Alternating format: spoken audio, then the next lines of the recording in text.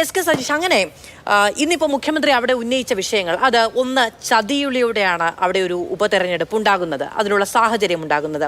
രണ്ടാമത്തേത് അവിടുത്തെ രാഷ്ട്രീയ ചരിത്രം, ഏറനാടിൻ്റെ രാഷ്ട്രീയ ചരിത്രം, സഖാവ് കുഞ്ഞാലിയുടെ രാഷ്ട്രീയം, അങ്ങനെ പല കാര്യങ്ങൾ, വാര്യംകുന്നൻ്റെ രാഷ്ട്രീയം, ഇതൊക്കെ പറയുന്നുണ്ട്. ഇതിനപ്പുറത്തുള്ള ജനകീയ വിഷയങ്ങൾ ചർച്ചയ്ക്ക് വന്നാൽ അവിടെ CPM-ന് നിലം തൊടാൻ കഴിയില്ല എന്നുള്ളതാണ് കോൺഗ്രസിന്റെ ആത്മവിശ്വാസം. അതായത് 9 വർഷക്കാലത്തെ സർക്കാരിൻ്റെ പ്രവർത്തനങ്ങൾ, ജനക്ഷേമ പ്രവർത്തനങ്ങളുടെ വിലയിരുത്തലായിരിക്കും ഇതിന്റെ ഫലം എന്ന് പറയാനുള്ള ആത്മവിശ്വാസം CPM-നുണ്ടോ എന്നുള്ളതാണ് കോൺഗ്രസ് ആദ്യം മുതൽ ചോദിക്കുന്നത്.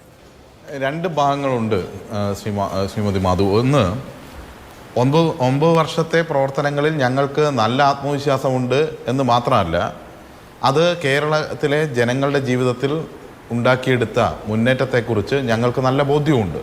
9 വർഷം മുമ്പുള്ള 5 വർഷക്കാലത്തെക്കുറിച്ചും കേരളത്തിലെ ജനങ്ങൾക്ക് നല്ല ഓർമ്മയുണ്ട്. ആ നിലമ്പൂരിൽ തന്നെ വൈദ്യുതി മന്ത്രി പ്രതികരിച്ചിരുന്ന ഘട്ടത്തിലായിരുന്നല്ലോ കേരളത്തിൽ പവർ കട്ടും ലോഡ് ഷെഡിങ്ങും ഒക്കെ ഉണ്ടാകുമായിരുന്നല്ലോ. അതൊന്നും ഇപ്പോഴില്ല എന്നുള്ളത് തുടങ്ങി ആരോഗ്യ മേഖലയിൽ, വിദ്യാഭ്യാസ മേഖലയിൽ മറ്റെല്ലാം ഉണ്ടായ മാറ്റം, അതിൻ്റെ വിശദാംശങ്ങളിലേക്കൊന്നും ഞാൻ പോകുന്നില്ല. മറ്റു ചില കാര്യങ്ങൾ കൂടി ഈ ചർച്ചയിൽ പരാമർശിക്കേണ്ടതുണ്ട് എന്നുള്ളതുകൊണ്ടാണ്. ഇവിടെ എൻ ശ്രീകുമാറൊക്കെ ശ്രമിക്കുന്നത് കുറേ ആൾക്കാർ വന്നിട്ടില്ല, എന്നാൽ അങ്ങനെ കാണിക്കാനാണ് ശ്രമിച്ചതെന്ന്. ശ്രീകുമാർ, ഒരു കാര്യം മനസ്സിലാക്കേണ്ടത്, ഇവിടെ ഇപ്പോൾ കുടുങ്ങിയിരിക്കുന്നത് ക്യാമറയ്ക്കകത്താണ് ഈ രാഹുൽ മാങ്കൂട്ടത്തിൽ. അതുപോലെ ക്യാമറയെല്ലാം ഉണ്ട് എന്നും ഇതെല്ലാം ആളുകൾ കാണുന്നുണ്ട് എന്നും നിലമ്പൂരുള്ള ജനങ്ങളുടെ മുന്നിൽ കൂടിയാണ് താങ്കൾ ഇതൊക്കെ പറയുന്നത് എന്ന ധാരണ കൂടി ഉണ്ടാകുന്നത് നല്ലതാണ്. ഒന്ന്, UDF-നകത്തുള്ള ആളുകൾ തന്നെ സ്വരാജിൻ്റെ സ്ഥാനാർത്ഥിത്വത്തെ അംഗീകരിക്കുന്നു, അതിൽ വലിയ താല്പര്യം പ്രകടിപ്പിക്കുന്ന കാഴ്ച നമ്മൾ കണ്ടില്ലേ. കഴിഞ്ഞ ദിവസം മുമ്പ് നടന്ന ഒരു ചാനൽ ചർച്ചയിൽ ലീഗിൻ്റെ നേതാവ് ഷാഫി ചാലിയത്തിനെ അവതാരകൻ ഓർമ്മിപ്പിക്കുകയാണ്, നിങ്ങൾ UDF-ൻ്റെ പ്രതിനിധിയാണ്, നിങ്ങൾ LDF-ൻ്റെ പ്രതിനിധിയല്ല. സ്വരാജിനെക്കുറിച്ച്, അദ്ദേഹത്തിൻ്റെ വ്യക്തിത്വത്തെക്കുറിച്ച് വളരെ വാദോരാതെ സംസാരിക്കുന്ന ഘട്ടമുണ്ടായപ്പോഴാണ് അങ്ങനെ പറയുന്നത്. അവിടെ MP ആയിട്ടുള്ള ശ്രീ അബ്ദുൽ വഹാബ് ഉൾപ്പെടെയുള്ള ആളുകൾ സ്വരാജ് മത്സരിക്കണമെന്നത് എൻ്റെ ആഗ്രഹമായിരുന്നു എന്ന് തുറന്നു പറയുന്ന സാഹചര്യം വന്നു.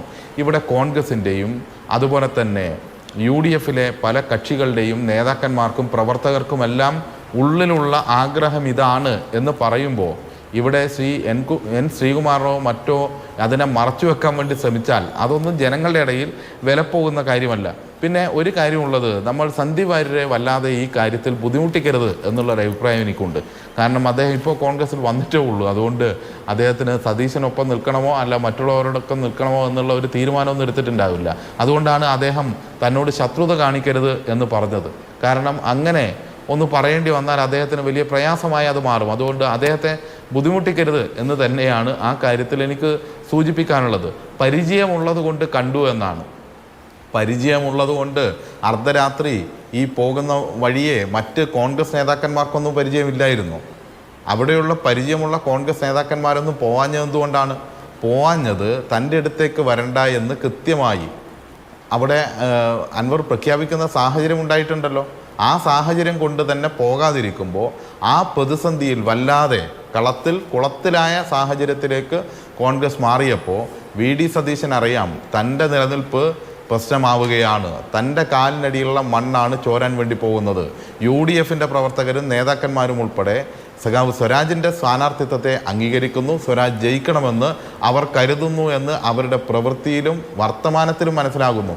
അപ്പോൾ തനിക്കുണ്ടാകുന്ന പ്രതിസന്ധിയെ മറികടക്കാൻ തനിക്ക് വേണ്ടി എന്തും ചെയ്യാൻ വേണ്ടി സന്നദ്ധനായി നിൽക്കുന്ന ഈ പറഞ്ഞ യൂത്ത് കോൺഗ്രസ് നേതാവിനെ അങ്ങോട്ട് അയച്ചപ്പോൾ അദ്ദേഹം ക്ഷുഭിതനായതിൻ്റെ കാരണം പറഞ്ഞ വഴി കൃത്യമായി എടുത്തില്ല. ഇതൊക്കെ ഷൂട്ട് ചെയ്ത് കൊണ്ടുവരാനല്ല പറഞ്ഞത്, രഹസ്യമായി പോകാനാണ് പറഞ്ഞത്. അങ്ങനെ രഹസ്യമായി പോയില്ല എന്നുള്ളത് കൊണ്ടാണ് പ്രശ്നം. ആ പ്രശ്നത്തിന്റെ ഭാഗമായി അദ്ദേഹത്തിന് ഉൾപ്പെടെ തള്ളി പറയേണ്ടി വന്നു എന്നുള്ളതാണ് യാഥാർത്ഥ്യം. ശരി, അങ്ങനെ